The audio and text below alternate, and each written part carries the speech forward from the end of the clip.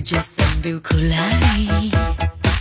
Namun hampa bila ku dapati surat lagi dengan materi emas darimu.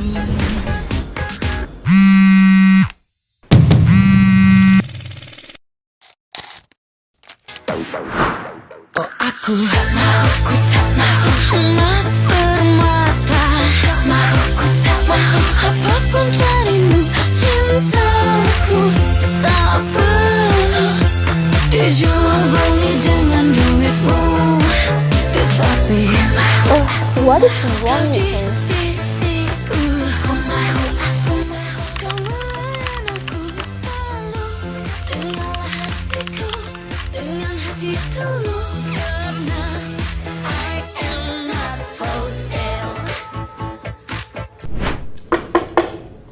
Thank you everyone for being here. This roundtable discussion is critical for the future of our respective workforces. To put it bluntly, the textile union membership is shrinking due to factory automotive. Because of this, we have decided to merge with the Retail Employee Alliance.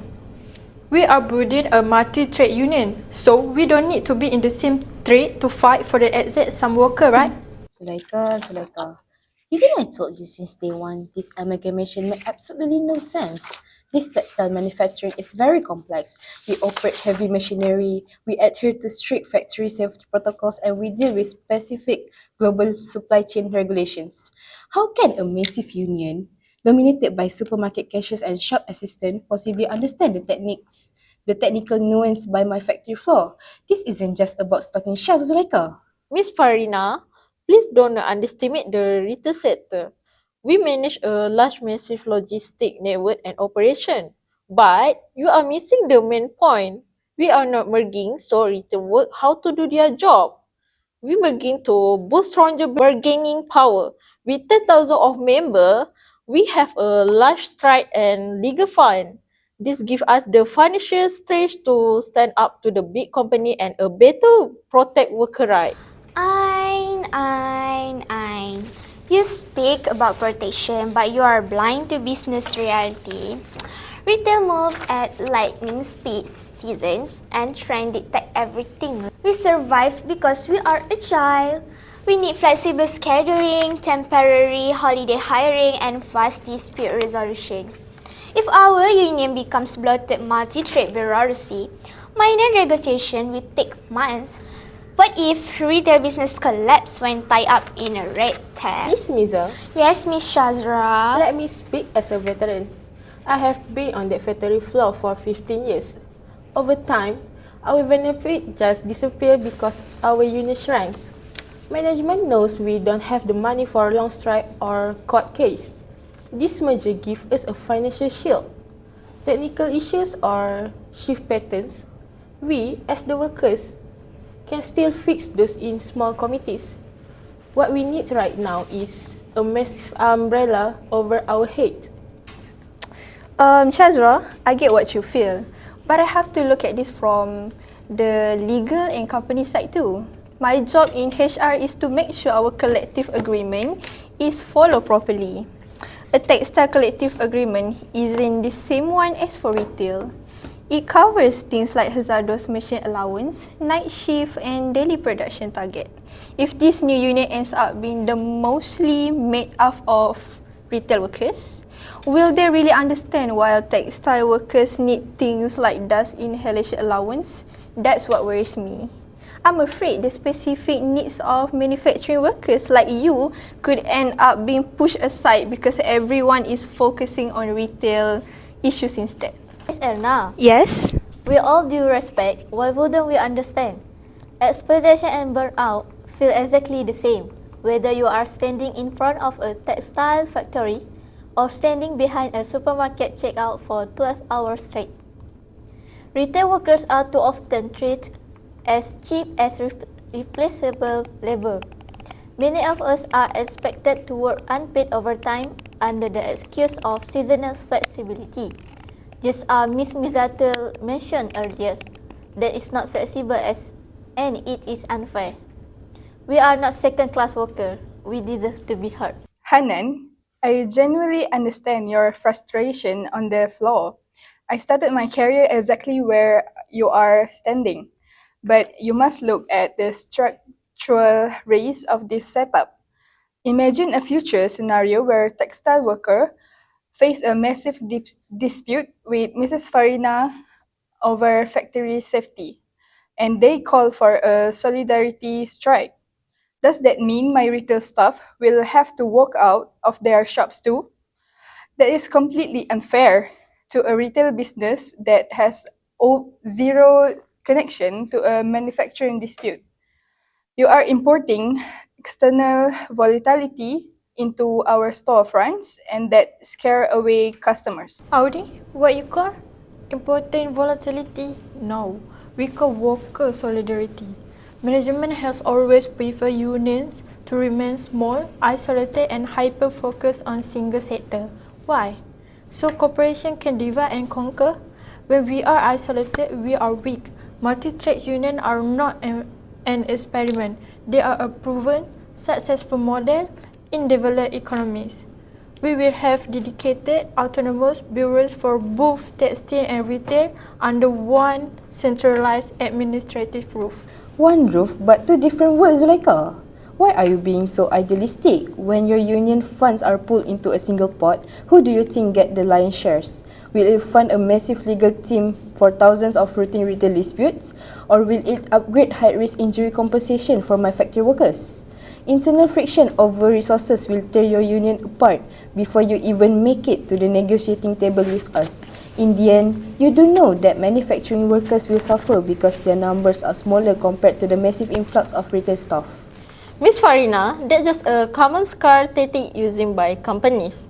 Our union fund will be managed transparently and audited regularly. What employer really worry about is losing their control.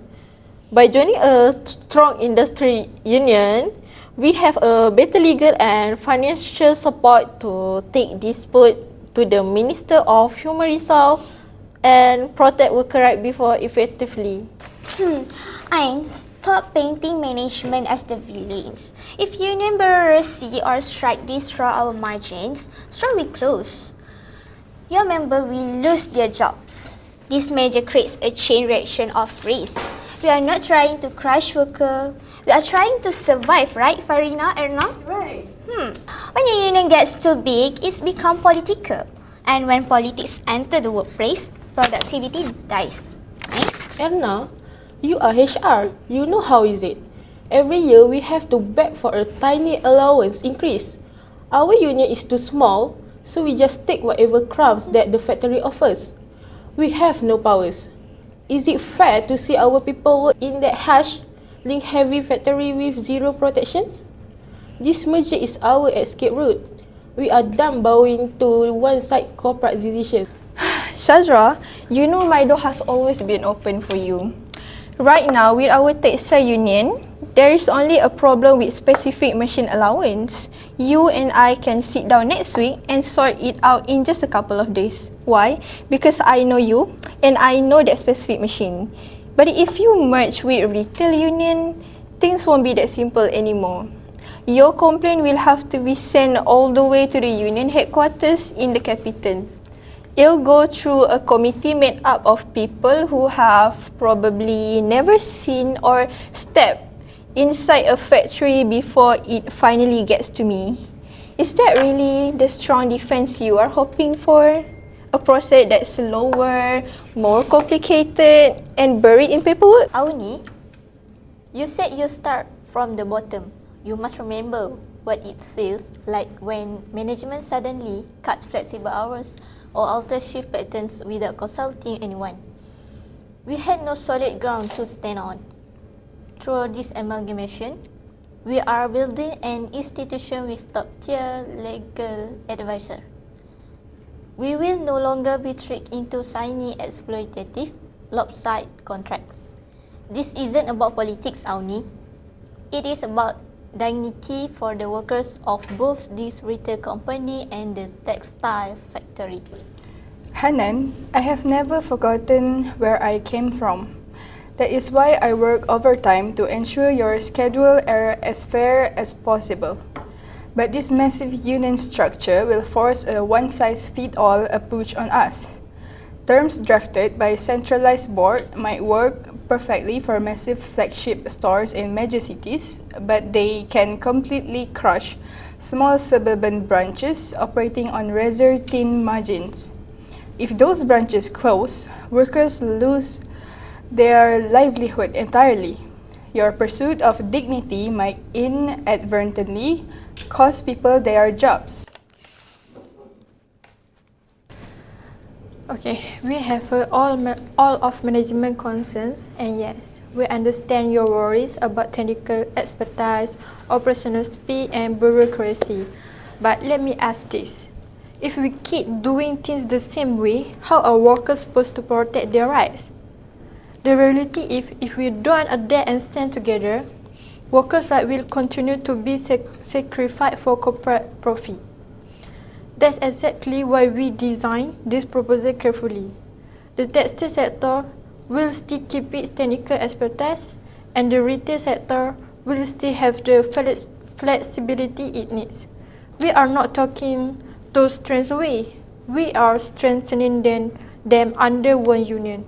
So with that in mind, the merger vote among our members will proceed next week as planned. We believe it's the right step forward. Okay, proceed with your vote, Zulaikha. But mark my words, the management across both industry will just not sit idly. If this merger move forward and we see any indication that our operations are being disrupted by issues beyond our respective industries, we will immediately reassess our capital investments and outsourcing plans. We will do whatever is necessary to safeguard our businesses. Okay, Zu, you can sit down. We welcome the trailers, Miss Farina Workers Solidarity. No industrial boundaries. We will see you at the official bargaining table once the votes are count. It's okay, fine. I hope your idealism does not end up costing your member their paycheck. Ain, this meeting is adjourned. Okay, I'm leave.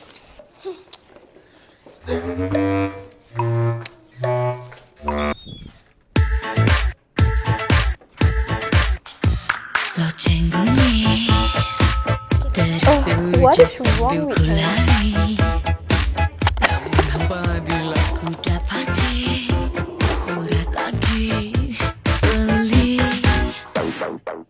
Oh aku tak mahu emas permata. Tak mahu apapun carimu, cintaku tak perlu dijual beli dengan duitmu.